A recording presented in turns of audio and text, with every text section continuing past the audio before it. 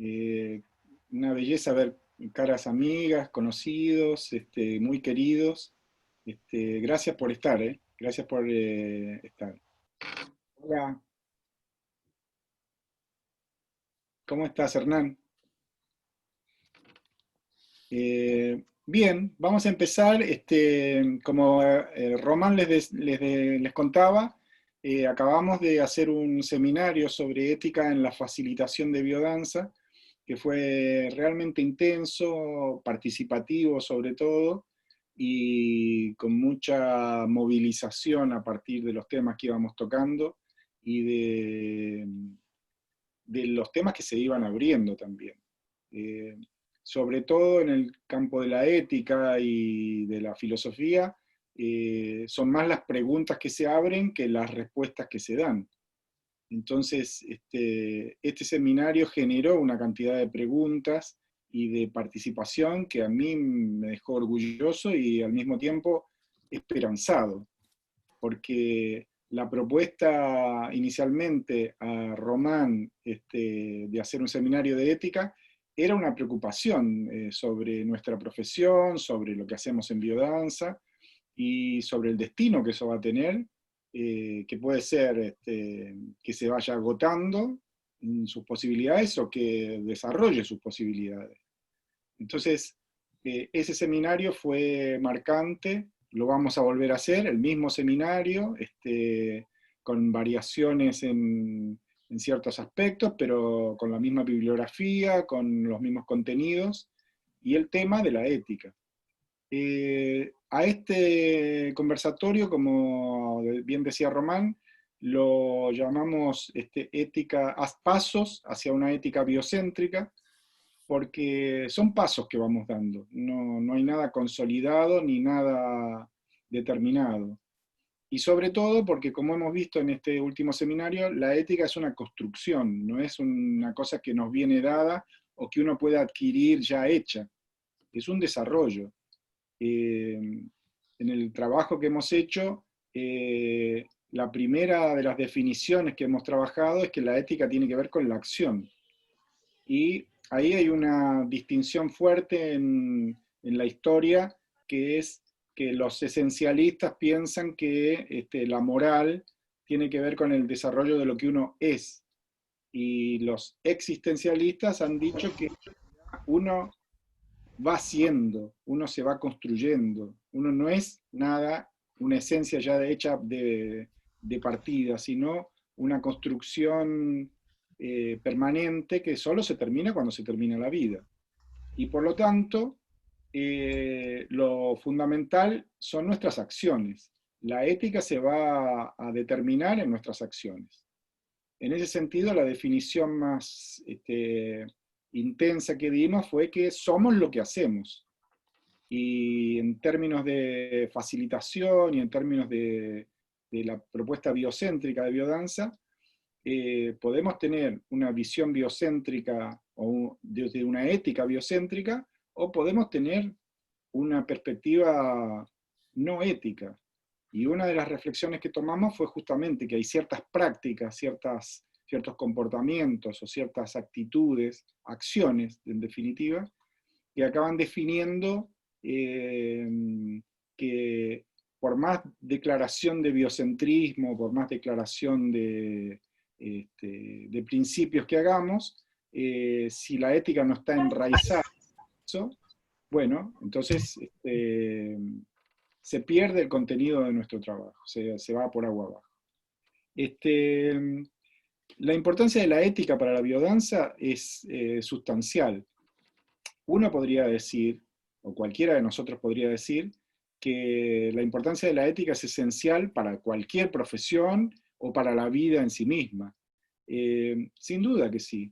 Y yo creo que la ética tiene que ver con el arte de vivir, sobre todo. Pero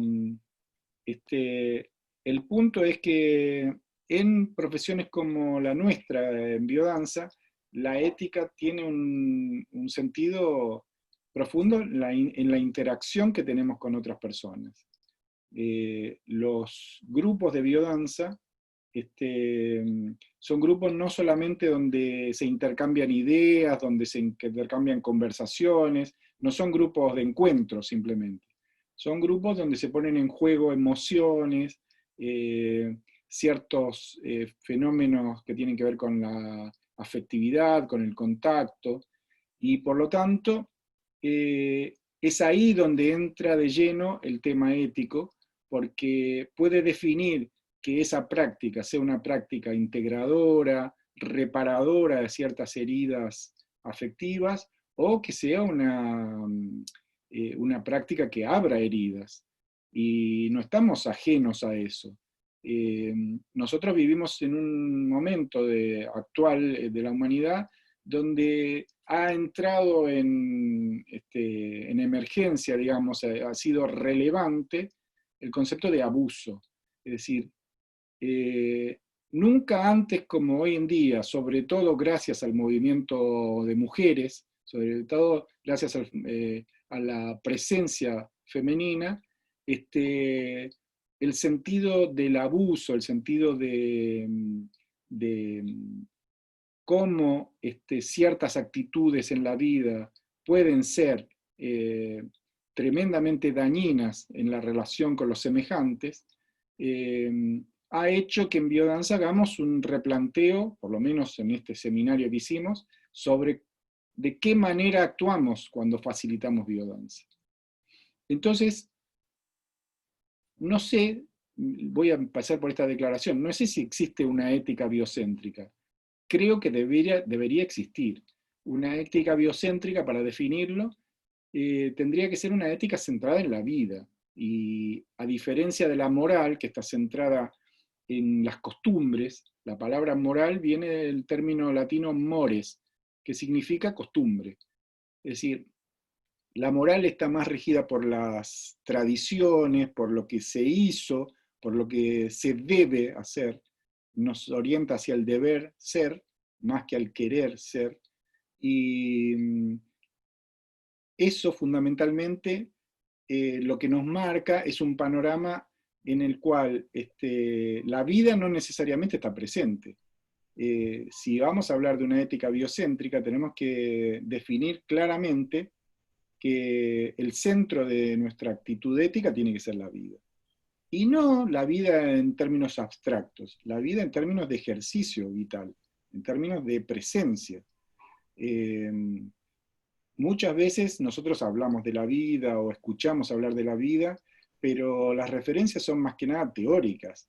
O nos habla la biología, o nos habla la filosofía, pero en nosotros, en nuestra práctica de biodanza, lo que hablan son las vivencias, lo que habla son las actitudes, la forma en que estamos siendo presentes.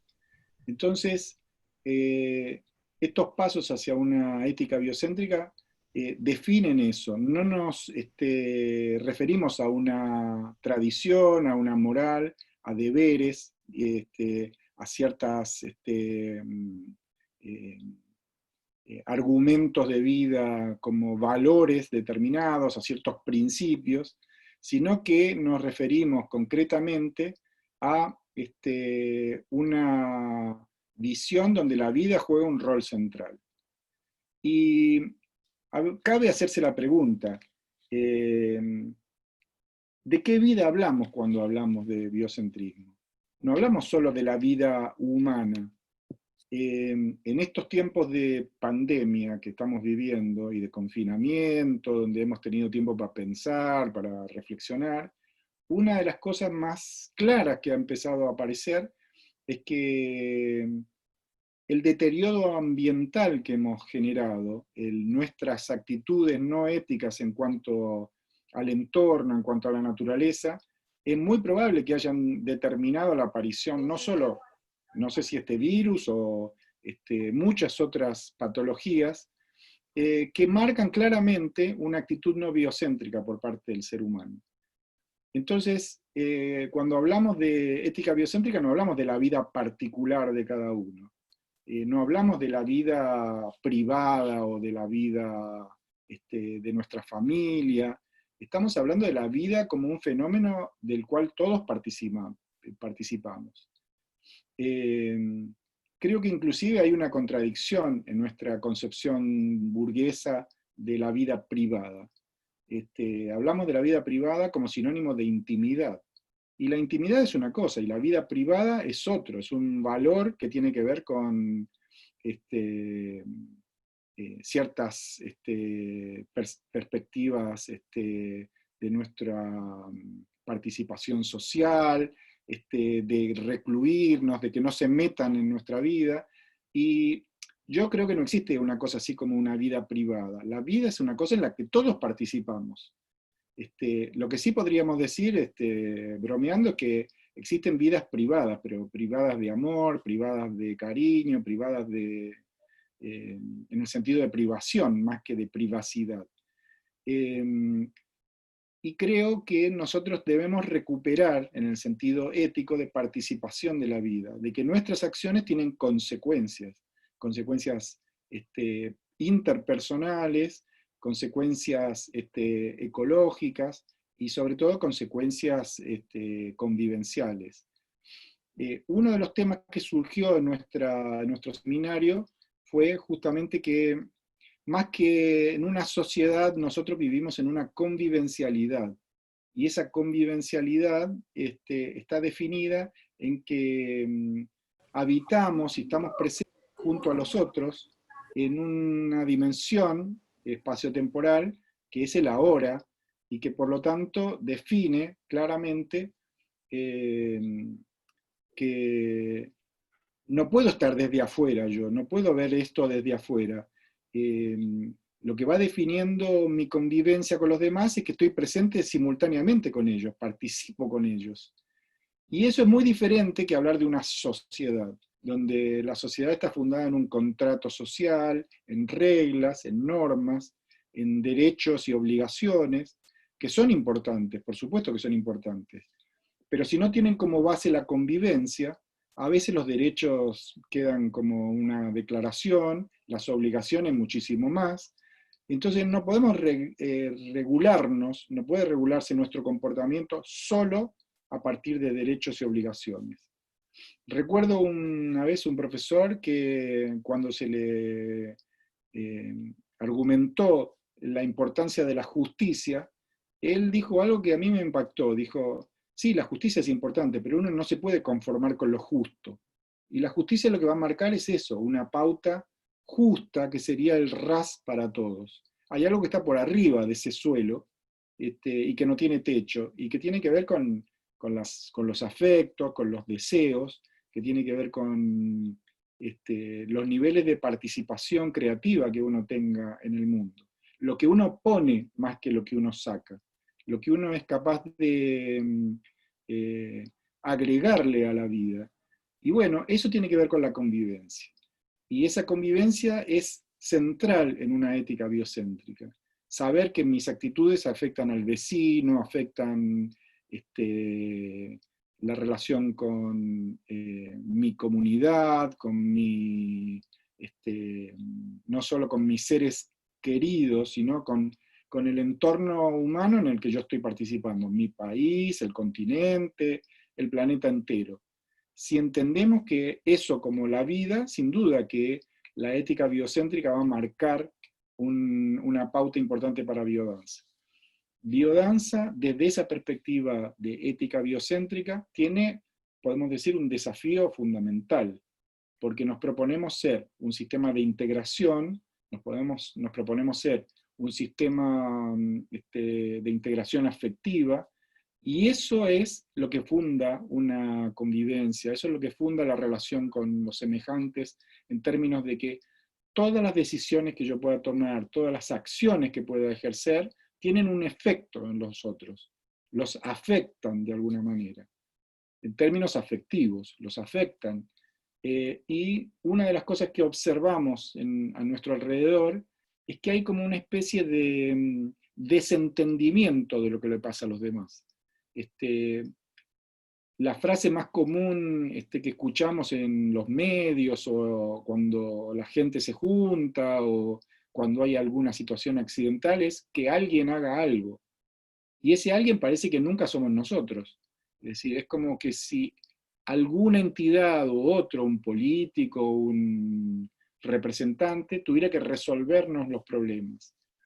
Y la ética, este es uno de los temas más importantes de nuestro seminario, es algo que se lleva a pulso. Yo no puedo delegar el comportamiento ético. No puedo decirle a otro, sé ético por mí. Eso es algo que yo tengo que ejercer.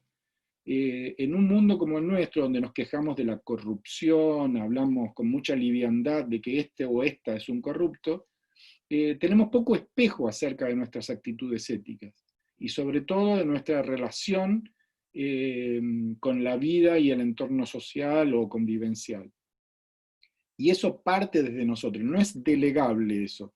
No, nadie podría ser ético por mí. El médico no puede ser ético por mí, el maestro tampoco, el político tampoco. La ética es un desarrollo personal con efectos convivenciales, que se traslada a una comunidad, que se traslada a un mundo, a un planeta, pero que empieza por el que la ejerce. No podemos no ejercer eso. Y el no ejercicio de una ética también es un ejercicio negativo, podemos decir. No tener un comportamiento ético es tenerlo en otro sentido, en un sentido perjudicial. Cuando yo digo, a mí qué me importa lo que le pase al otro, ¿qué me importa si yo tiro la basura en la calle, contamino un río o daño a otra persona? Ese qué me importa es una definición ética concreta.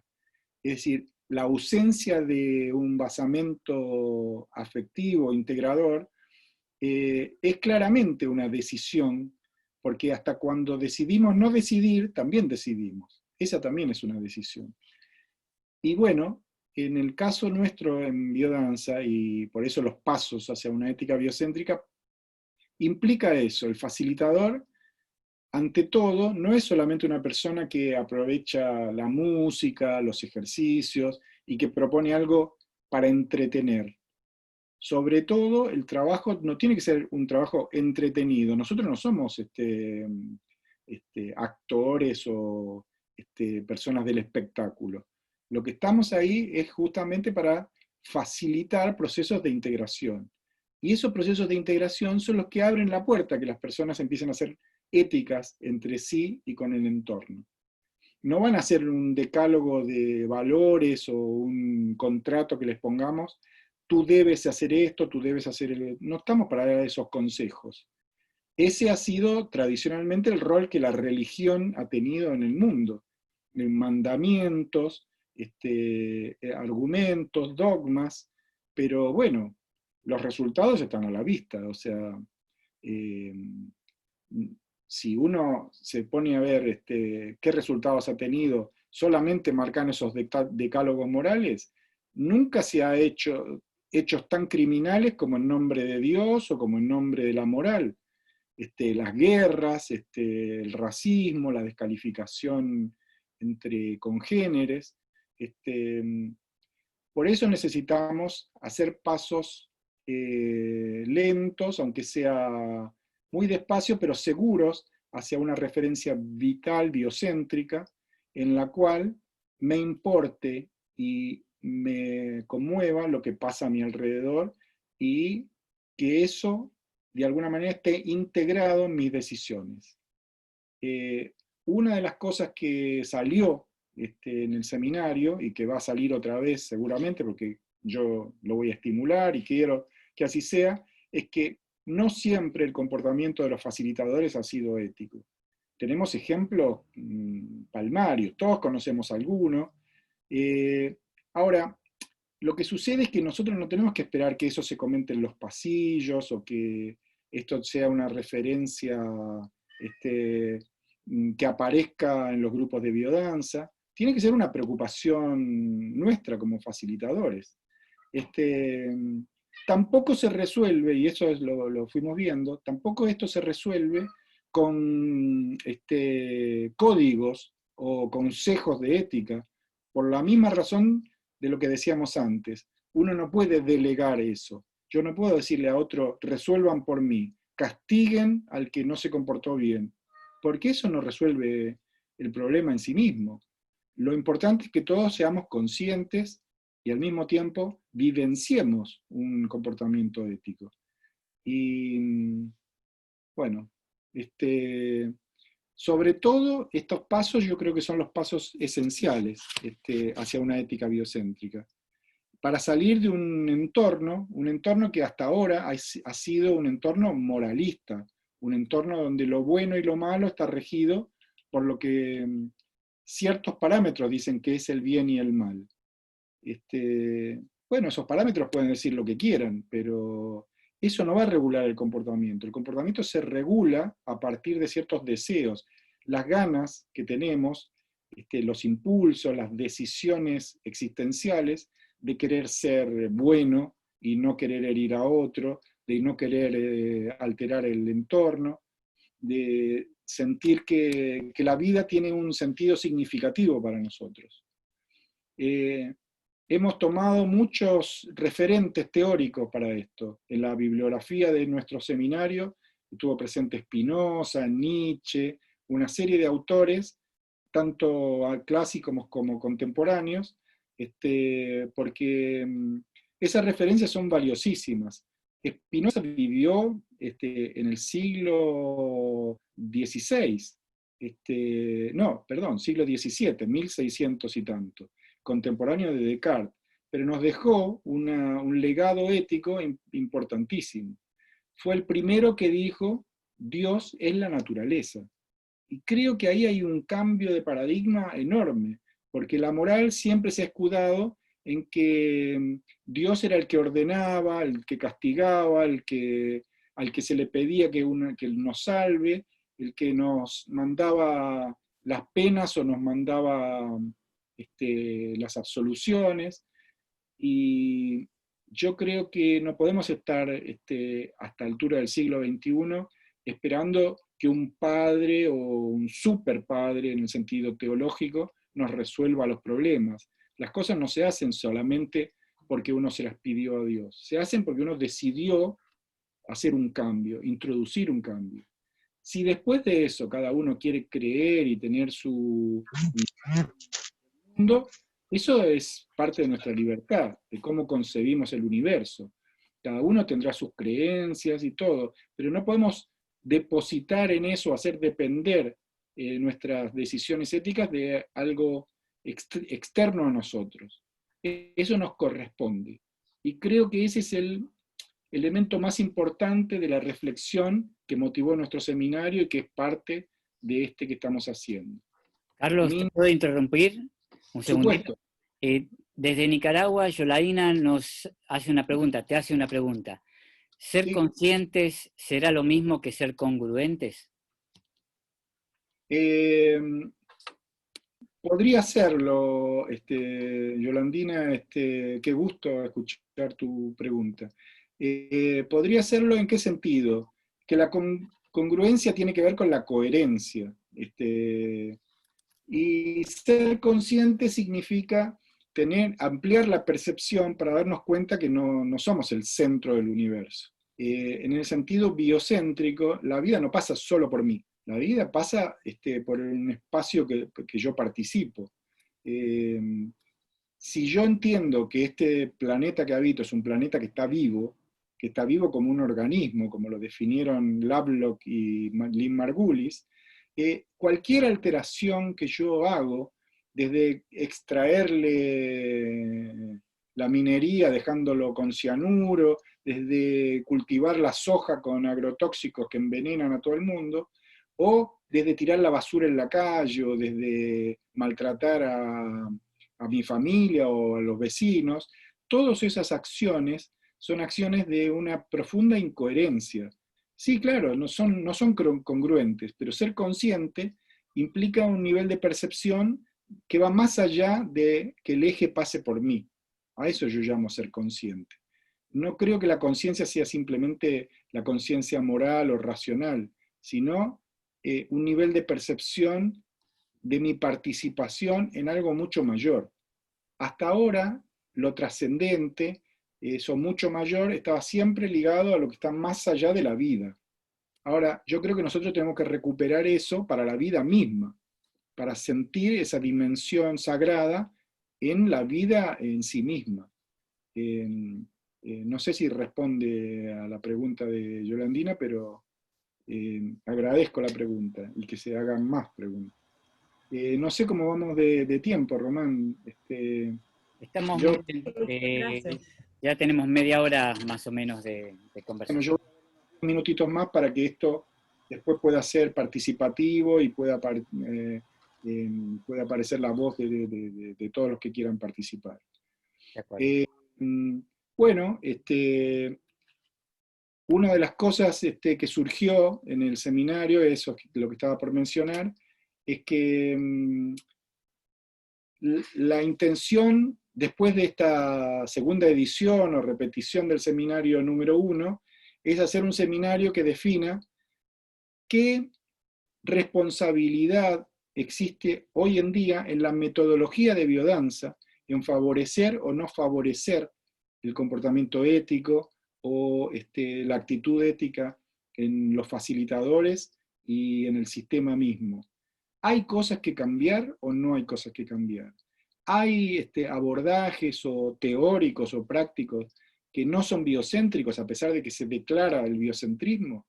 Yo creo que nos debemos, los que somos facilitadores, los que son facilitadores que están escuchando en este momento, nos debemos una reflexión profunda de eso, una revisión del sistema en sí mismo. Si los sistemas no maduran y no se ven a sí mismos, no se involucran en aquello que pregonan, están condenados a desaparecer, a morirse, a transformarse en fósiles. Y yo no tengo ganas de que esto que yo elegí para mi vida, que es biodanza, se fosilice o se anquilose en 4 o 5 dogmas que están en los apuntes. Me parece que es súper importante iniciar una reflexión de hasta qué punto hay aspectos de la metodología que favorecen o no el comportamiento ético. Bueno, lo dejo como en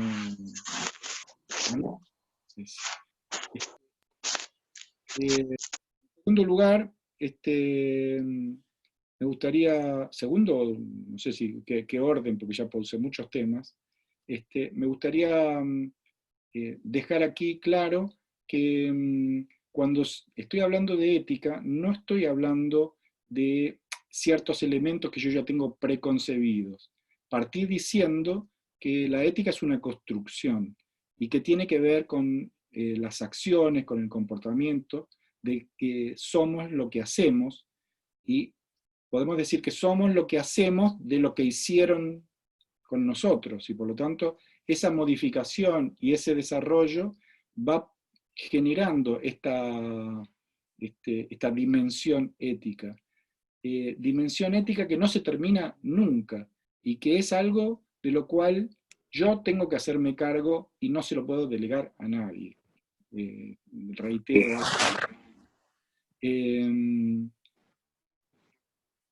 Hay cierta dimensión en la cual el deseo, las ganas, el querer, tiene un rol fundamental, tiene una responsabilidad fundamental.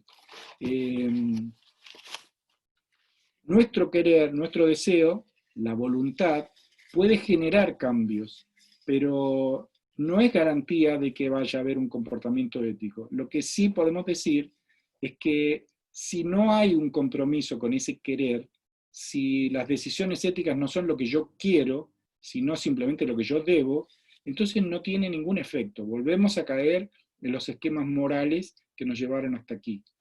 Es importantísimo que aquello que yo encaro, que aquella intervención que yo voy a hacer en el mundo, la forma en que hacemos biodanza, para los que son facilitadores, esté centrada en un deseo. Es decir, hay que querer eso, no porque yo tenga que hacerlo, sino porque no es un deber simplemente. Esto es súper importante porque para muchos el deber es marcante y ser ético es hacer lo que se debe hacer. Para mí, si el querer no participa de esto, es inútil, porque vamos a estar siempre esperando que ese deber lo marque alguien externo. ¿Cómo despertar ese deseo, cómo despertar ese querer? No tengo una respuesta definida, creo que ahí el rol de biodanza es fundamental, porque nos conecta con deseos que son no asumidos, impulsos que están muy guardados y muy reprimidos. Y bueno, por lo tanto, recuerdo un viejo afiche, una especie de afiche humorístico que había en la Facultad de Psicología, que decía, ¿cuántos psicólogos se necesitan para cambiar una lámpara? Y la respuesta abajo era uno solo, pero la lámpara tiene que querer cambiar. Y creo que eso definía, de alguna manera, la práctica terapéutica de los psicólogos, que no siempre es así. Uno no cambia porque debe, sino tiene que querer cambiar, si no, no hay cambio posible. En la ética esto se radicaliza. La ética está relacionada con el querer. Y la actitud ética no querida es la que va a dar en el fracaso. Es decir, si mi cambio, mi relación con los demás, mi relación con el entorno ecológico, no es algo que yo quiero, que lo deseo profundamente, el esfuerzo no puedo depositarlo en un deber. No puedo esperar que una ley o un decreto determinen que no se debe hacer daño o que no se puede hacer, como en un mandamiento que se diga no mentirás o no matarás. Porque sabemos que aquellos mismos que hicieron los mandamientos eran mentirosos y asesinos. Entonces, podemos darnos cuenta del rol que va a tener ahí el deseo y las ganas. Si nosotros no comprometemos eso en nuestra tarea y en nuestra vinculación biocéntrica, volvemos a caer en las pautas morales que nos llevaron hasta acá. De ahí yo creo la importancia de recuperar el deseo, recuperar el querer como motor de la vida y como motor de esta ética biocéntrica. Bueno, Román, te dejo como moderador de las preguntas que vayan surgiendo. No sé si mejor hacerlas por el chat o cómo. Te dejo a vos en ese sentido que lo puedas coordinar. Y Bueno, vamos. en principio, si surge cierto orden, estaría bueno escucharnos y vernos también, que puedan ser preguntas expresadas oralmente. Así que invito de a uno y dándonos espacio a que toquen la tecla espaciadora cuando quieran hablar y compartan una pregunta, un pequeño aporte, siempre sabiendo que somos muchos en este momento y que no tiene sentido hacer algo muy extenso para poder Claro. darle espacio a los demás compañeros y compañeras. Así que invito a quien quiera compartir alguna pregunta, por ejemplo. Sí, yo, Carlos, Silvia. Sí. Mi pregunta es, ¿la ética se puede desarrollar en una persona? Algo de eso ya dijiste al decir que uno tiene que desear, ¿no? Querer. Pero igual la persona no se da cuenta que no es ética. O la ética es parte de la identidad que uno la tiene o no la tiene. ¿Sabes? Sí, entendí, me parece súper atinada la pregunta. Yo creo que la ética esencialmente es un desarrollo, no es algo que se tenga. Tampoco es algo que puedas adquirir en el sentido de algo ya hecho. Es decir, bueno, Silvia, por ejemplo, es una persona ética, yo voy a tomar las actitudes de Silvia para mí y voy a clonarlas. Y yo creo que en ese caso no hay ética, porque la ética no es una mimesis, no es una imitación. La ética es un desarrollo deseado. Es decir, y sin duda alguna hay una base empática en eso. No solo tiene que ser importante para mí tu relación conmigo, tu comportamiento conmigo, sino aún si tú no eres así conmigo, yo sentir la empatía de lo que significa mi relación. Es decir, de saber que lo que yo te haga a ti me lo estoy haciendo a mí al mismo tiempo. Que cualquier situación que te afecte, me afecta recíprocamente. Eso yo creo que es súper importante. Y no me refiero solo al daño que uno le puede hacer al otro y que se ve reflejado en mí. Me refiero a las cosas buenas también. Por eso el trabajo de biodanza yo creo que es importantísimo, porque aquello que podamos hacer en los demás es algo que también refleja en lo que nosotros somos. Y sin duda creo que se puede desarrollar el comportamiento ético. No depende de principios o de valores, depende sobre todo de ciertas actitudes, de cierto comportamiento. Biodanza yo creo que ayuda muchísimo en eso, en el sentido de que las formas de encuentro, las formas recíprocas de empatía, marcan claramente por qué camino uno quiere ir. Sabemos lo que implica, por ejemplo, la descalificación, o lo que implica, por ejemplo, la cosificación, que eso es un elemento a tener muy, muy en cuenta. La ética tiene sentido solo entre semejantes, entre personas que se tratan así unos a los otros como personas. En la medida en que la otra persona pase a ser cosa para mí, que pase a ser un objeto, la ética se murió. Porque por lo tanto con las cosas yo no tengo la misma relación que tengo con los sujetos, con los semejantes. Las cosas se utilizan, las cosas se modifican, pero yo no puedo modificar a un semejante mío, no puedo actuar como si fuera un objeto. Y cuando eso sucede, cuando alguien te trata como cosa, es porque simultáneamente también se está tratando como una cosa. Es decir, el dominador que trata a una persona como un objeto para dominar, también se considera un objeto dominante. Y eso es muy importante para el desarrollo de la ética. Sin duda que se puede desarrollar. A veces toma tiempo, pero se puede. Gracias, Carlos, Silvia. Hay, Sí, tengo no sé, una apreciación. vale. Y también una pregunta, unas dudas. Entiendo que la ética es autorreferenciada, o sea, que no hay una ética a seguir que nos guíe de alguna manera, que la guía es autorreferenciada. Eso es lo que yo estoy entendiendo, y por lo menos cómo lo vivo yo. Entonces, a partir de aquí, cuando tú hablas de hacer una revisión de la metodología de biodanza, a mí ahí sí que me pierdo, porque yo cuando uso la palabra metodología, o sea, la referencia es el método de biodanza, que a mí, cuando hablo de método, me lleva a la curva orgánica, me lleva al desarrollo de la música que utilizamos, o sea, de la parte puramente técnica. Por eso me gustaría que ampliaras un poco ese concepto de metodología. Por supuesto. Me parece súper atinada tu pregunta. Yo tengo otra perspectiva, no creo que la ética sea autorreferencial. Justamente la ética funciona en las situaciones de encuentro. Es decir, la ética no es solamente el comportamiento mío para conmigo. Es decir, no es simplemente hacer lo que a mí me da la gana o lo que a mí me gusta. Eso no es ética. Creo que la ética tiene que ver con la forma en que nos relacionamos. La forma en que nos relacionamos implica la consideración del otro como un espacio donde yo me espejo, donde yo me veo.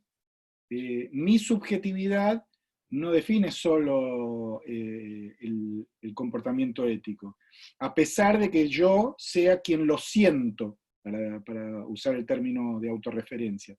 Lo siento, pero al mismo tiempo lo siento al otro, lo siento como propio. Es decir, lo siento que lo que afecta al otro me está afectando, y por lo tanto salgo de mi autorreferencia. Y voy a utilizar el ejemplo de una distinción que no siempre parece fácil, que es la del egoísmo y la del egocentrismo. No es lo mismo el egoísmo que el egocentrismo. Creo que el egoísmo es una forma errada de llamar aquellas cosas que son tus propios deseos, aquello que tú quieres para ti. Es decir, tu amor propio, tus ganas de estar feliz, tus ganas de estar... Eso no necesariamente puede ser calificado de egoísta. Eso tiene que ver con aquello que tú contagias, que irradias también. El egocentrismo es cuando no te importa más nada que ti misma. Y creo que ahí hay un paradigma en el cual la psicopatía, el comportamiento autorreferencial que se ve en la sociedad, es lo que define ese comportamiento egocéntrico. Lo vemos cada vez más. A mí me importa mí mismo y los demás que se mueran. Y creo que la ética tiene otra perspectiva, tiene la perspectiva de la empatía. La empatía en griego significa emocionarse, estar emocionado. Y esa empatía, esa relación con el otro implica que yo empiezo a sentir lo que te afecta también. Si mis acciones, sobre todo en relación contigo, te afectan, eso tiene un espejo inmediato en mí. Y por lo tanto, no hay uno de los argumentos éticos más fuertes: no le hagas a otro lo que no te gustaría que te hagan. Pero uno no lo puede poner eso como un enunciado, como un principio moral. Es una vivencia saber que lo que te afecta me afecta a mí también. Y por eso yo creo que en biodanza es importante. ¿Y por qué el término metodología a mí me parece muy atinado? Y por eso me gustó tu pregunta. Método en griego significa camino. Y metodología significa como el arte de hacer caminos, es decir, la técnica de la construcción del camino. Y ahí podemos hacer una distinción, Teresa, que yo creo importante. Existen caminos ya pavimentados, donde simplemente te dicen siga por este lado y no pare, te regulan la velocidad y te cobran el peaje, y existen caminos que tú vas construyendo, caminos que vas haciendo al andar, como decía Machado. Y entonces creo que es súper importante tener ese registro de que en biodanza, sin duda que hay ya caminos abiertos, caminos hechos, una estructura, como dices tú, técnica, pero al mismo tiempo eso necesita encarnarse en actitudes concretas. No es simplemente yo me sé las sesiones de biodanza, tengo los escritos, repito las palabras de Rolando Toro, porque es importante cuáles son mis palabras y cómo eso impacta en mí. Si no, la ética no se expresa. Por eso yo digo, ¿es algo que yo quiero? En el seminario puse una pregunta que fue interesante para reflexionar. Fue, ¿biodanza es necesaria o es posible? Y bueno, recuerdo que uno de los argumentos, y en una de las conversaciones con Rolando, él decía, biodanza es una necesidad absoluta, pensando en un mundo como el que vivimos. Y yo discutía con él y le decía, para mí no, para mí biodanza no es necesario, es posible. ¿Qué diferencia hay entre lo necesario y lo posible? Que lo necesario es coactivo. Si te dicen que necesitas un medicamento, lo tienes que tomar, lo debes tomar. Si te dicen que necesitas quedarte en tu casa para no agarrarte el coronavirus, te quedas en tu casa, pero es imperativo y es coactivo. Las posibilidades son de otro orden. Son cosas a las cuales optas porque quieres. Y por lo tanto, si en mi casa hay, qué sé yo, vino, agua o amoxicilina, yo voy a optar por la amoxicilina solamente si debo hacerlo, si es necesario. En cambio, las otras posibilidades tienen que ver con mi querer. ¿Qué quiero hoy? ¿Quiero estar refrescado? ¿Quiero sentir el sabor del vino? Quiero. Pero hay gente que no alcanza a salir y que en esos momentos pide ayuda. Perdón, no sé quién está hablando por ahí. No sé cómo se pide la palabra. Tienes donde dice reacciones, tienes una manito, y ahí te va a ver Román, o eso, ahí está. Entonces, para cerrar, Teresa, te diría que por eso yo no creo que sea solo autorreferencial. Sin duda que hay un elemento de subjetividad ahí fuerte, pero esa subjetividad siempre se nutre de la relación intersubjetiva, es decir, de lo que a mí me pasa en relación con los demás. Porque el ejercicio de la ética no está en relación a mí, está en relación desde mí con los otros. Uno puede sentir que alguien no es ético por la forma en que se relacionan con los otros y cómo los afecta. Podríamos decir, cuando hablamos en el seminario sobre la ética del facilitador, que hay facilitadores no éticos por la forma en que han afectado sus grupos, por la forma en que, en vez de ayudarlos a la integración y al desarrollo, los han llevado a situaciones de abuso. Eso yo creo que tiene que ver, más que con la autorreferencia. Bueno, espero que dé más paño para conversar, Teresa. Agradezco la pregunta. Isa, sí, Isa. te escucho. Sí, Isa, de Córdoba. Mucho gusto. Igual. Un aporte para continuar en esta reflexión que me parece sustancial, en el sentido de que si tenemos incorporado un cuerpo teórico, metodológico, y la ética es la acción, pues dependerá de cómo ejerzamos ese saber, ¿no? A partir de lo que tú estás diciendo, que la ética tiene que ver con la acción y con el comportamiento.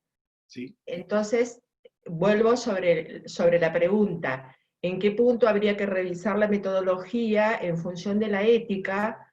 O si tal vez tendríamos que repensar la metodología en el modo en que está expresada, de tal manera que refleja un paradigma desde donde está hablando esa manera de expresarse la metodología. ¿Se entiende? Por supuesto. Okay. Voy a decir más o menos cuál es mi perspectiva para que se pueda entender.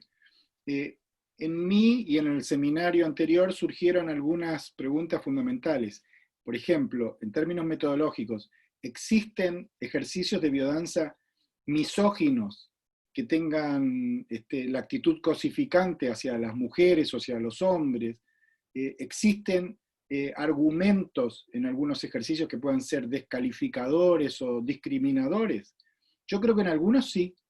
Es largo de conversar y de ver que no depende solo de la ética individual del facilitador. Puede ser un buen facilitador, pero a veces con una herramienta que no te ayuda, te puede llevar por un camino del cual tú dices, ¿cómo llegué yo aquí? Si no era mi intención llegar aquí, no era mi deseo. Entonces yo creo que hay ciertas cosas que reflexionar. Tal vez no técnicas en el sentido, como Teresa decía, la curva, la aplicación de la música. Me refiero a la metodología en la forma en que se encadenan ciertas propuestas, consignas, ejercicios, que pueden generar una actitud no ética. Es decir, no voy a entrar en detalles, pero ciertos ejercicios de biodanza creo que deben ser revisados. Pero, ¿por qué no se hace? Porque existe una actitud moral, muchas veces, que lo que dice es, esto es así, porque la tradición es así, Rolando Toro lo hizo así, y lo dijo así, y yo lo voy a seguir repitiendo. A mí me parece que eso es un error garrafal. Y no es una falta de respeto hacia nuestra tradición. Lo que yo creo es que uno no puede depender solamente de la repetición, tiene que reflexionar. Eso es súper importante. ¿Te parece, Isa, si le damos espacio a otros también? Gracias. ¿Sí? ¿Román? No sé dónde estás. No, estoy, pero así como estamos hasta ahora, quien quiera compartir una pregunta, en el Buenísimo. chat se han hecho algunas, pero me parece interesante de esta manera, que aparezca el rostro, que aparezca la voz del compañero, de la compañera. Por supuesto.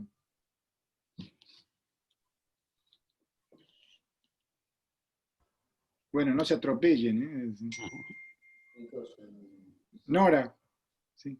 Sí, buenas tardes a todos. Hermoso poder compartir este tiempo. Me quedé como intrigada cuando expresaste estos ejercicios que podrían llegar a no ser suficientemente éticos. No es espacio para trabajarlos si son o no son, pero me quedó como la incógnita de poder pensar en algunos ejercicios que de pronto puedan llegar a merecer esta reflexión. No sé si es pertinente. Claro, este espacio yo no creo que sea el adecuado porque requiere un nivel de profundización mayor, que no se lleve a la superficialidad. Eh, pero en honor a, como antes expresaba Teresa, un respeto metodológico, creo que no se pueden aislar eso, sino en el contexto en que, contexto en que se generan. Eh, Sin duda alguna que hay ciertos ejercicios de biodanza que merecen ser revisados, pero ¿a la luz de qué? A la luz de un contexto metodológico, del para qué se usan, con qué finalidad, eh, y también, sobre todo, de la forma en que se construyen las sesiones de biodanza. A lo largo del tiempo, como facilitador y como didacta, una de las cosas que me ha tocado observar es que para algunos facilitadores las sesiones de biodanza son como una ensalada de ejercicio. Pongo un poquito de esto, un poquito de aquello, lo condimento con esto, y ahí hay errores metodológicos gravísimos. Lo importante es darse cuenta de cuál es la orientación y hacia dónde yo estoy yendo, cuáles son mis objetivos con la vivencia de biodanza. Es una propuesta que en la escuela que dirigimos con Cecilia nos hemos propuesto siempre, es decir, saber qué quiero hacer yo con este instrumento que es valioso, importante, profundo, y que no es simplemente agarrar un catálogo de músicas y ejercicios y combinarlo así de alguna manera para ver qué da. Porque si no uno cae en situaciones muy estereotipadas. Y ahí sí que hay fallas éticas graves, porque son las cosas de las cuales después no nos hacemos cargo. Uno puede decir, bueno, salió mal, no salió bien esta vivencia, pero yo no creo que sea la clase o la sesión la que salió mal. Lo que salió mal fue justamente el abordaje metodológico. Claro que esa metodología debiera ser la misma para todos, pero no sé si todos tenemos la misma percepción ética del instrumento que estamos manejando y de la forma en que lo hacemos. Gracias, Nora. Gracias. A mí, perdón, vuelvo a usar la palabra, pero es que me ha surgido como una propuesta también, ¿no? Porque estamos hablando de hacer una revisión de la metodología y escuchándote hablar en referencia a estos ejercicios que preguntaba Nora, a mí se me ha ocurrido que podríamos revisar la formación de biodanza. Por supuesto. Porque yo creo que es muy deficitaria. Son 3 años de formación, claro, por supuesto, está muy bien, pero los facilitadores que salen titulados no salen aptos, la mayoría, no salen aptos para dirigir un grupo, para sostener un grupo y, como tú muy bien decías, para que esa curva metodológica tenga pleno sentido y progresividad, ¿no? A lo largo, y que no se eternicen los cursos de biodanza, ¿no? O sea, 5 años, 6 años, ¿entiendes? Entonces, creo que también sería interesante poder hacer una revisión de la formación que se da en biodanza, cómo se da.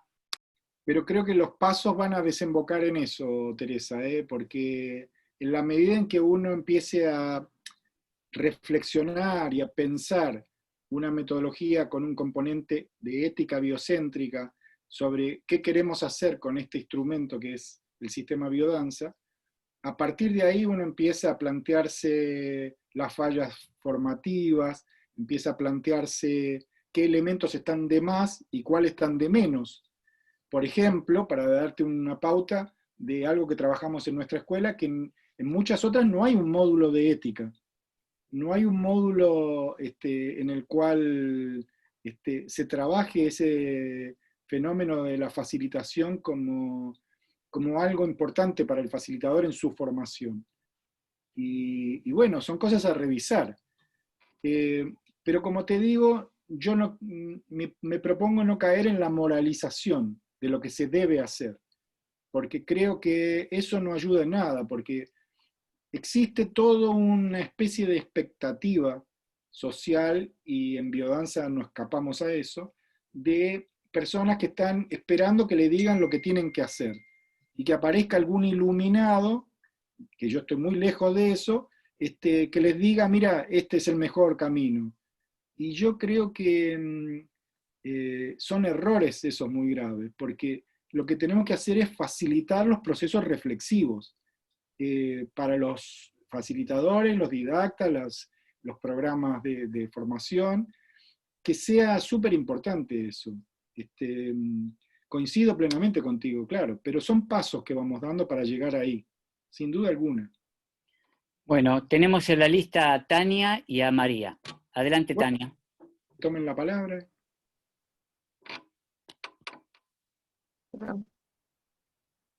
Buenas tardes. Hola, Tania. Bueno, en relación a la metodología, desde mi corta experiencia como facilitadora, he pensado que la metodología no solamente se concreta en cómo plantear una curva, sino es ver quién es el grupo, cómo se siente el grupo, qué dice el grupo, cómo ha evolucionado el grupo o cómo no lo ha hecho, para poder, desde lo que yo soy como facilitadora, poder aportarle algo al grupo. Y eso es la ética. Bueno, eso es lo ético para mí. es justamente... No solamente considerar... perdón, ¿sí? ¿Sí? Te escucho, sí, perdón, te interrumpí. No solamente pensar que la biodanza como sistema afectivo va a ser un milagro, no. Yo tengo que ser parte de ese milagro, si lo considero así, como facilitadora. Sí, y mi claro. grupo tiene que ser parte de ese milagro. Te decía que entonces, lo que sucede es que sí. no puede dejar librado al azar eso. No nos podemos conformar con que algunos facilitadores tengan una percepción ética de un ejercicio ético y otros no. Creo que el propio sistema tiene que abrir el camino para que esto no sea una simple alternativa. Lo mismo sucede, tomando el tema que mencionaba Teresa, en las escuelas. Es decir, no nos podemos resignar a que haya algunos facilitadores con mayor experiencia, que nos vengan a dar su experiencia, sino que el programa mismo, sea quien sea, favorezca una buena formación. Si no caemos siempre en la personalización. Claro. Yo creo que llega a ser un poco triste esto de yo me formé con fulanito de tal. Bueno, lo importante es en qué te formaste y que lo que te haya formado sea el sistema mismo.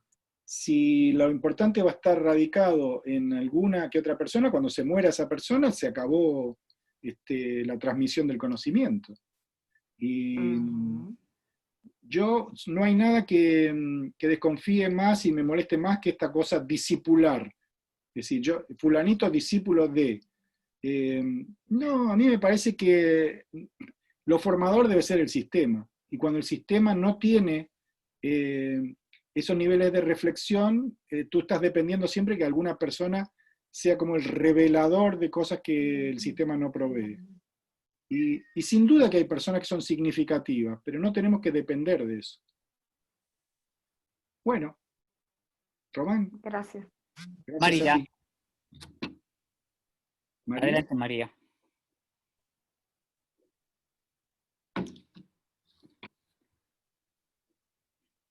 Tenés la palabra, María Bolinaga.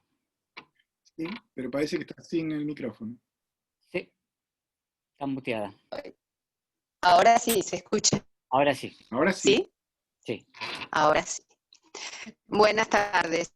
Antes que nada me presento como no facilitadora porque veo que la mayoría lo son.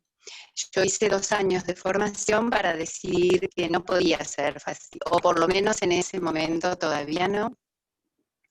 Y entonces estoy recogiendo un poco de lo que ustedes dicen, esta cuestión de que 3 años quizás no sean suficientes para formar. Pero lo que el planteo que yo me hago aquí y que vino llegando, y justamente en lo que dice Tania, en lo que luego dijiste, Carlos, es la confusión que creo que puede haber entre lo que es un facilitador y lo que es un maestro. Y quizás la confusión esté a partir del término escuela, que es tan fuerte en nuestra cultura, digamos. Yo creo que el facilitador no es un maestro, es alguien líquido, ¿no? Que integra, no es uno más, pero casi sí. O sea, es alguien que logra la integración para que cada uno se pueda encontrar e integrarse, o por el contrario, que cada uno que siente que se integra a sí mismo, digamos, o siente eso, pueda favorecer a la integración de los otros, ¿no? Creo que se despierta, yo viví con mucha intensidad esos 2 años de biodanza formales, digamos, porque se despiertan energías, actitudes, conocimientos y reconocimientos de uno mismo muy fuertes con la biodanza. Es muy fuerte el efecto que produce en nosotros, creo. A veces se banaliza eso, se evapora, yo le quiero llamar, ¿no? Se deja como que se evapore, cuando en realidad puede llegar a ser un efecto muy fuerte, muy revelador para uno o para el otro. Entonces, creo que ahí, en esta revisión, ¿no? Esto de sentirse maestro cambia las cosas. Cambia. El maestro se siente, como tradicionalmente, por más que revisemos la idea o el concepto, el iluminador, ¿no? Su obra, la cuestión estética que porta la biodanza, porta un fuerte sentido estético, ¿no? de esa construcción de esa obra. Entonces, a veces se confunde ese sentido estético con algo que va más allá, como decías hoy, ¿no? Sí. Bueno, no me quiero extender más porque es mucha la impresión de lo que tengo más que... Sí, pero lo que dijiste ha sido sumamente valiosísimo. Esa distinción entre facilitador y maestro es súper importante, sobre todo porque la tradición que tenemos, por la influencia oriental y por la influencia, podríamos decir, religiosa, que el término maestro acaba significando una especie de vaca sagrada, así que es como una especie de revelador de verdades ancestrales, y yo creo que en ese sentido valen mucho más los facilitadores que los maestros. Creo que tenemos ahí una confusión fuerte en términos de las verdades. Nietzsche decía algo que es sumamente olvidado y creo que hay que recordar, que la historia de la humanidad lleva por nombre el error que llamamos verdad.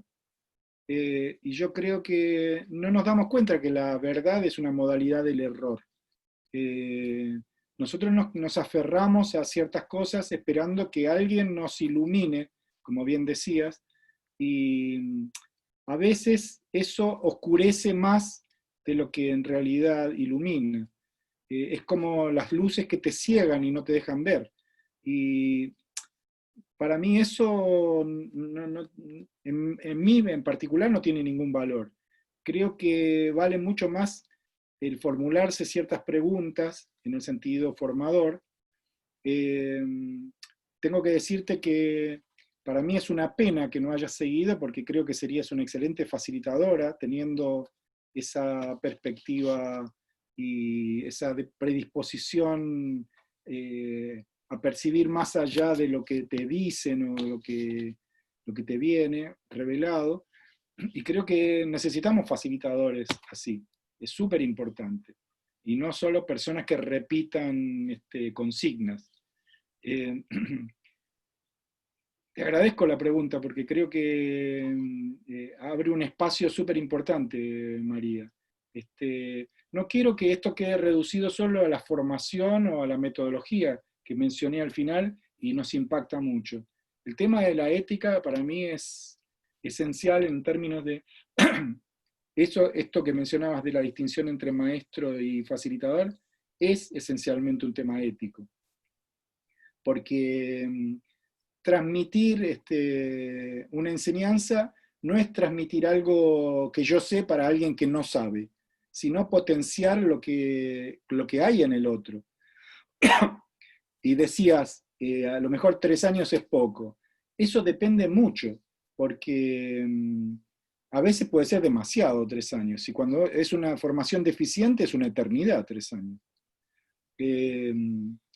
Yo voy a contar algo personal. Yo tuve un problema cardíaco y fui operado del corazón. Y mi médico lo primero que me dijo es: no puede hacer esto, no puede hacer aquello, no puede hacer esto otro. Eran una cantidad de prohibiciones terribles. No puede comer esto, no puede comer aquello. Y mi pregunta fue: si yo hago algo de lo que usted me está diciendo que no se puede hacer, ¿la vida se me va a hacer más corta? Y él me dijo: por supuesto. Y entonces yo le respondí que sin esas cosas la vida se me va a hacer demasiado larga. Entonces, yo creo que vivir no es lo mismo que durar. En el caso ético es fundamental esto. La formación no sé cuánto debe durar, pero sé que tiene que ser consistente. A lo mejor pueden ser menos de 3 años consistentes. El punto es que eso tenga un impacto transformador para alguien que lo va a transmitir, que no simplemente lo va a vivir como quien participa de un grupo. Eso creo que es la distinción fuerte, no saber que nosotros estamos preparando gente que va a actuar sobre otros, va a incidir en la vida de otros. Hay un tema ético fundamental ahí. Gracias, María. Continúa Claudia Perlo. Bueno, buenas tardes a todos. Gracias, Carlos, realmente un encanto escucharte. Gracias, Román, por posibilitar esto. Aquí desde Victoria, Entre Ríos, Biodanza, presente. Quiero mencionar 2 cosas con las que resoné mucho, que señalaste, que además siento que están muy implicadas. Una es la cuestión de los derechos, me pareció fundamental. Mi ámbito de trabajo permanentemente todo se dirime mucho entre el tema de garantización de derechos o vulnerabilidad de los derechos, en esta sociedad contractual, ¿no? Donde además todo está escrito, se cumple o se denuncia, y bueno, tal cual como vos señalás, resoné mucho con esta sociedad que tiene más que ver con una comunidad de convivencialidad, donde más bien estaría pensando el derecho en tanto un ejercicio, esto que vos decís. Hay alguien que tiene que resolver esto, pero nunca soy yo. Claro, es un código. Sí. Desde una perspectiva biocéntrica, ¿hasta qué punto podríamos pensar una ética fundada en los derechos? Porque no estoy hablando de desplazar el derecho, pero fundada en los derechos, donde el derecho sea un ejercicio, actuar con identidad y desde un lugar de coraje para poder expresar aquello que en algún momento, bueno, podría ser bien riesgoso, peligroso expresarlo, porque no es la corriente de turno, o porque hegemónica no es lo que está convencionado. E íntimamente relacionado con esto, también comparto contigo lo del concepto de participación. A mí me gusta decir que la participación es una experiencia social de estar en el mundo. No se puede no participar, no podemos escaparnos como si no pudiéramos ir a ningún lado, y en ese punto me gustó mucho lo que señalabas de lo privado, ¿no? ¿Qué sería privado? Cuando yo estoy organizando la basura, por decir algo cotidiano, para sacar de mi casa esta noche, estoy teniendo una afectación sobre lo público. No hay realmente muy poquito lo que podamos pensar como privado. En ese punto creo que también tenemos que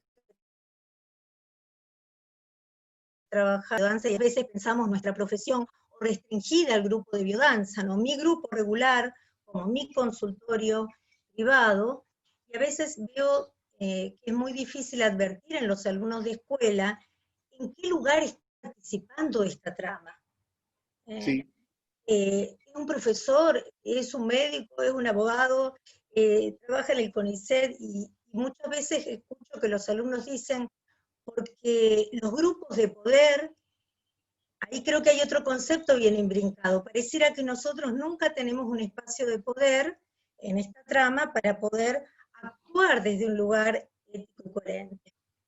Bueno, es bien largo, pero me encantó y resoné con esos dos conceptos, lo uniría quizás el de poder, que también lo he trabajado y es bien interesante, y bueno, agradecida a todos. Gracias, Claudia. También resueno con lo que estás diciendo sobre los derechos. En el seminario que vamos a volver a trabajar ahora, una de las partes es derechos humanos y deseos humanos. Los derechos, sabemos cuál es de dónde proceden, cómo nacieron, tenemos una historia con respecto a eso. Pero creo que muchas veces, como mencionabas, y como a mí me parece, estamos dependiendo mucho que el derecho haga las cosas por nosotros, y que garantice ciertos elementos que no garantiza por sí mismo. El derecho puede ser un marco en el cual uno se mueve, pero en el fondo de lo que estamos hablando es de un ejercicio ético, el ejercicio de la libertad, por ejemplo, el ejercicio del deseo, cómo soy capaz de entender mi deseo en relación con el deseo de los otros, es decir, hasta qué punto alguien puede desear hacerle mal a otro, hasta qué punto no se da cuenta que desear hacerle mal es hacerse mal a sí mismo. Ese tipo de regulación jamás puede estar en un código procesal o en un código de derechos. Los derechos y garantías que una constitución establece son marcos, pero un marco donde uno vive, donde uno ejerce, y no sirve de nada decir, usted no tiene derecho a eso.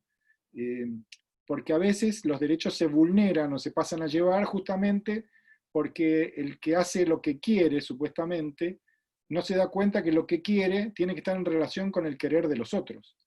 Lo que hablabas de la basura, pero también podemos mencionar no solo de la basura, la forma en que gestionamos el espacio público, cómo alguien ocupa el espacio, cómo es capaz de poner su automóvil en frente de una rampa para discapacitados, la forma en la cual uno no es capaz de ponerse en el lugar del otro, que eso esencialmente es empatía.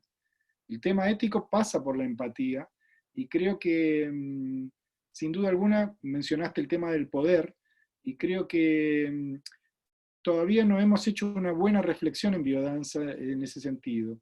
En el trabajo del seminario, yo introduje en una de las reuniones de Zoom la distinción entre poder y dominio, porque creo que los tenemos muy confundidos. Cuando hablamos del poder, estamos siempre hablando de esquemas de dominio, pero el poder tiene otra dimensión, que es el poder de lo que yo puedo, el poder de la posibilidad. Hay muchas acepciones de poder, no solo en el sentido de dominio. Creo que uno es capaz de ejercer su poder en la medida en que es capaz de utilizar ciertas herramientas, como por ejemplo la biodanza, para que tengan un efecto de cambio individual, subjetivo, pero también social. Cuando a mí me hablan de biodanza y de acción social, yo no tengo otra concepción de la biodanza que no sea de acción social. Para mí todos los grupos deberían ser grupos de biodanza y acción social, en el sentido de qué modificaciones está generando hacia adentro de las familias, hacia adentro de la relación con la sexualidad, hacia adentro de la relación entre géneros. Todo eso yo creo que sin duda alguna tiene que ver con el poder que uno le da a las acciones de biodanza, la potencialidad que tienen y las posibilidades que abren. El dominio ya es otro tema. Yo creo que justamente cuando alguien no tiene poder recurre al dominio. Cuando uno no ejerce un poder en el sentido de una herramienta como la de biodanza o una herramienta personal como es la empatía, el poder del amor o el poder de la empatía, recurre al dominio, al control. Y el dominio consiste sobre todo en apropiarse del poder del otro, de todo lo que el otro puede. Y creo que nosotros estamos muy intoxicados de convivir en una sociedad dominante, donde hay dominios recíprocos, y creemos que la forma de escapar a ese dominio es el derecho. Pero bueno, el derecho puede ayudar, pero como marco, nunca va a generar acciones por sí mismo. Gracias, Claudia, por la intervención. Bueno, Carlos, me parece que estamos llegando al término del tiempo. ¿Qué te parece a vos? Para ir sintetizando, cerrando. A mí me parece excelente. Si alguien más quiere decir algo, no tengo ningún problema. Pero sí, podemos ir redondeando. Tampoco quiero aburrirlos con el tema. Decirles que aquellos que quieran participar del seminario son bienvenidos. Y si no, nos volveremos a encontrar en otra conferencia. No sé si alguno tiene alguna otra intervención. Si no, como sugiere, lo puedo... Una preguntita, Carlos. Hola, buenas tardes. ¿Cómo andan todos? Hola. ¿Cómo van? ¿Cómo estás? Estoy pensando en esto porque, bueno, la referencia que haces de ética es a nivel persona, pero ¿biodanza no es un sistema ético ya de por sí? Es una pregunta. Tendría que serlo. Por eso planteo que en el futuro la consecuencia de estos dos seminarios tiene que enfocarse hacia la metodología, porque tendría que serlo. Ahora, uno puede decir, cuando no lo es problema del facilitador. Creo que en algunos casos sí, y en otros casos yo creo que el sistema dejó una puerta abierta para que ciertas actitudes no cumplieran el efecto o la finalidad que esperamos. Yo creo que biodanza, te lo diría en términos potenciales, biodanza puede ser un sistema ético y facilitador de acciones éticas, y puede no serlo también. Puede ser un sistema de dominio, puede ser un sistema abusivo, puede ser la oportunidad de que una estructura psicopática de algún personaje aproveche los grupos de biodanza o aproveche la posibilidad afectiva que da biodanza para su propio provecho personal. Vale, gracias, Carlos. Gracias a vos, Hernán. Alejandra quería hacer una consulta. Claro, por supuesto.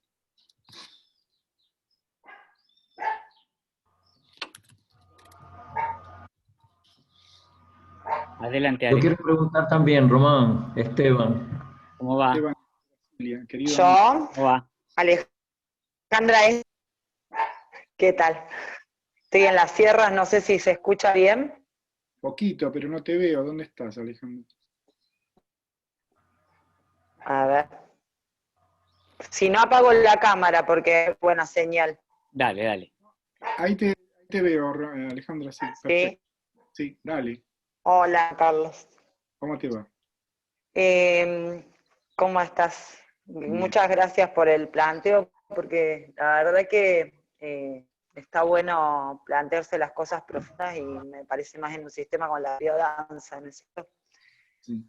Se me ocurría, tú que tenía, era por ahí que plantear los demás seminarios en una cosa justamente porque está esto que vos veas de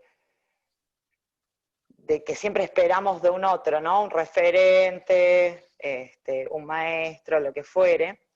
Entonces quizás plantearnos ya los próximos seminarios más justamente desde preguntas por ahí preexistentes o de cosas en donde todos y todas podamos aportar nuestras reflexiones y ir haciendo esta construcción colectiva, ya de plantear, digamos, otro tipo de hacer,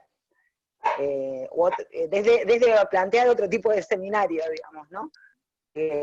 Para ir aprendiendo a hacerlo, porque en definitiva lo que yo siento es que la única forma de aprender las cosas es haciéndolas, y si no lo ponemos en práctica, siempre va a estar esto de nosotros plantear algo, en este caso con vos, y que vos nos des una respuesta. Lo mismo hacemos con el presidente, lo mismo hacemos con el doctor, lo mismo hacemos con todo. Entonces, si nos planteamos realmente una construcción biocéntrica, me parece que estaría muy interesante que cada vez aumentemos un poco más la práctica en nuestros encuentros. Sí, claro que sí, por supuesto que sí. Tomo la sugerencia, Alejandra, muchísimas gracias. Gracias a vos, Carlos. Que esté muy bien. Esteban. Sí, sí.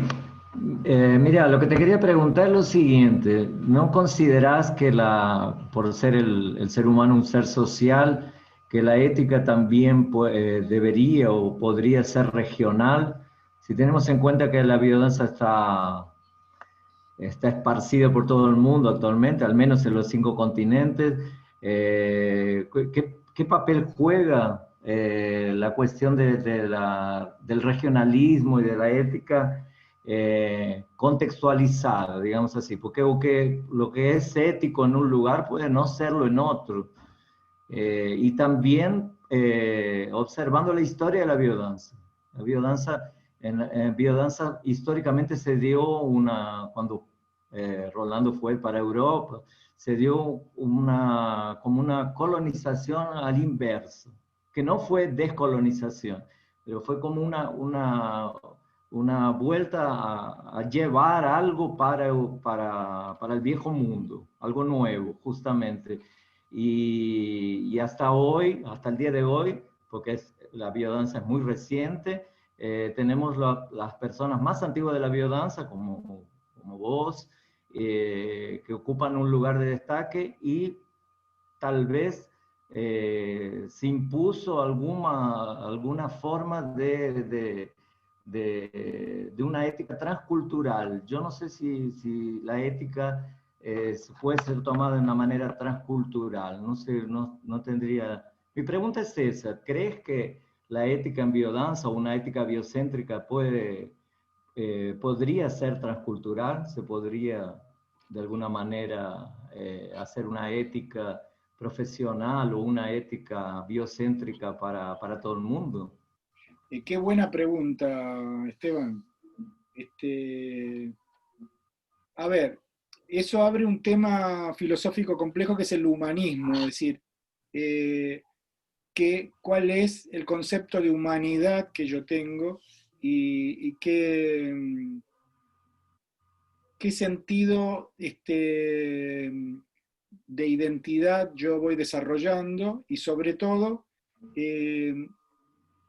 cómo considero a los demás en tanto que semejantes. Les voy a contar una anécdota que me pasó con Humberto Maturana en Chile. Humberto Maturana, para hablar de amor y conocimiento, que era un tema importante para él, lo sigue siendo hoy día, él dijo que cuando estudiaba en Inglaterra, un día fue a ver una exposición sobre la bomba de Nagasaki y de los efectos de la bomba en los japoneses, en donde cayó la bomba.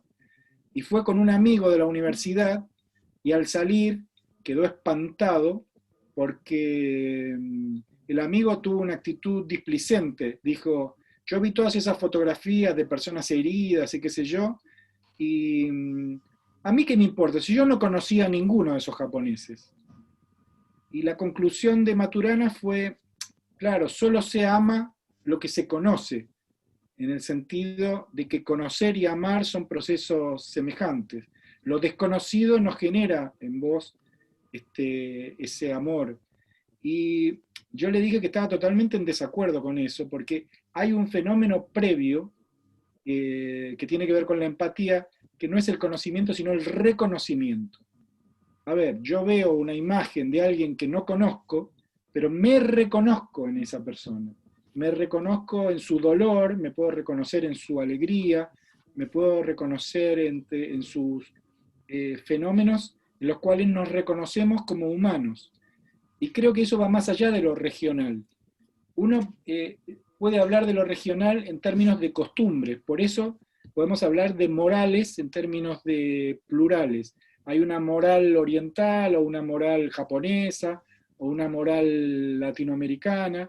Sí, porque eso tiene que ver con las tradiciones, tiene que ver con valores, tiene que ver con elementos que se transmiten como cosas ya establecidas.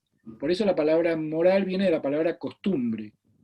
Y yo creo que en el caso de la ética no tiene que ver con eso. La ética tiene que ver con el reconocimiento recíproco, donde vos ves el dolor, es decir, a mí no me importa que en Sudáfrica digan apalear negros es una tradición y ellos ya se acostumbraron y para nosotros no está mal. Porque yo puedo afirmar concretamente que para mí está mal, pero no por una cuestión regional, sino por una cuestión de empatía con el que lo está sufriendo. Igual que la esclavitud o igual que la discriminación de las mujeres. Creo que, por ejemplo, cuando uno ve en una cultura como la iraní o como en algunos países musulmanes, que se castiga a las mujeres o se las mata por adúlteras o se mata a los homosexuales,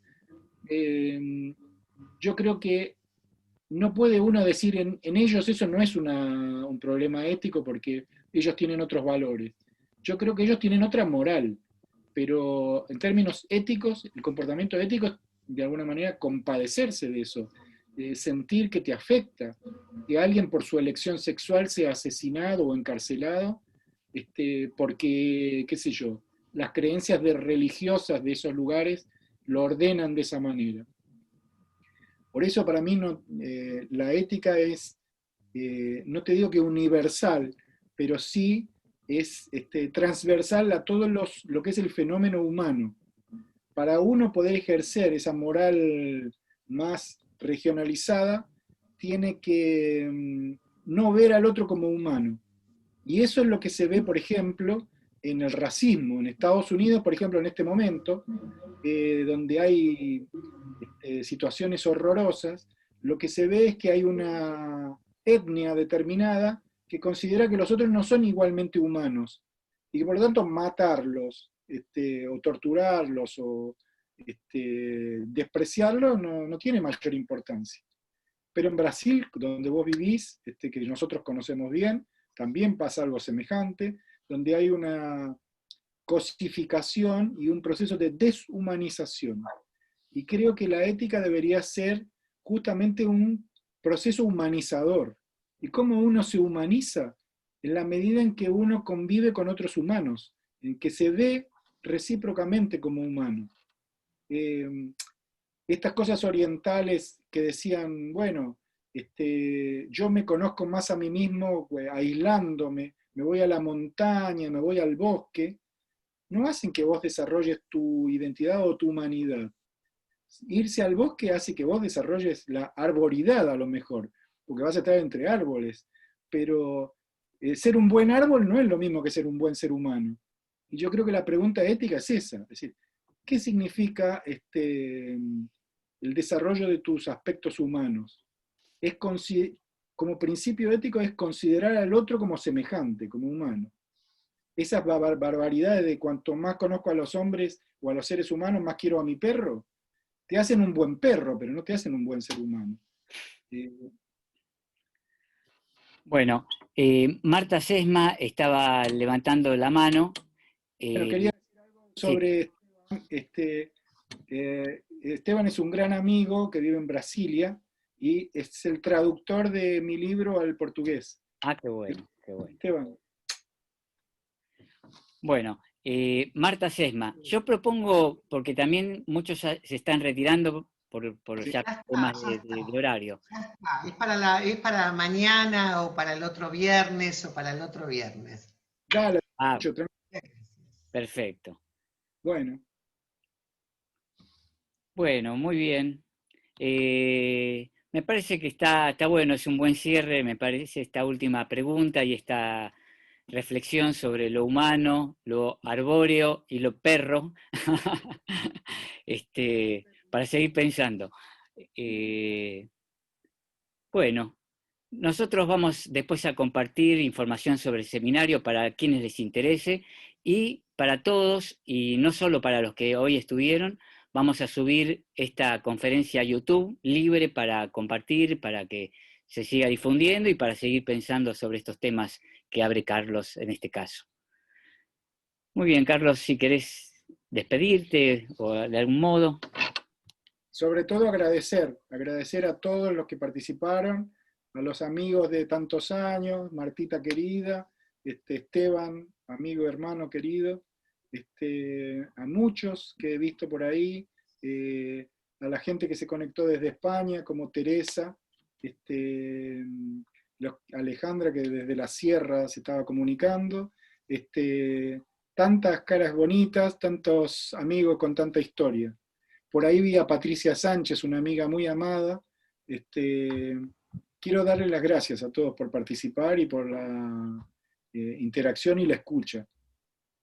Gracias a todos, que estén muy bien. Gracias, Carlos. Gracias, Carlos. Gracias, Román. Gracias a todos, todas. Gracias, Gracias, Román. Gracias, Carlos. Gracias. Hermoso verles. Gracias, Román. Re lindo escucharlos, Carlos. No se pierdan el a todos. seminario. Chao. Gracias. Chao, chao.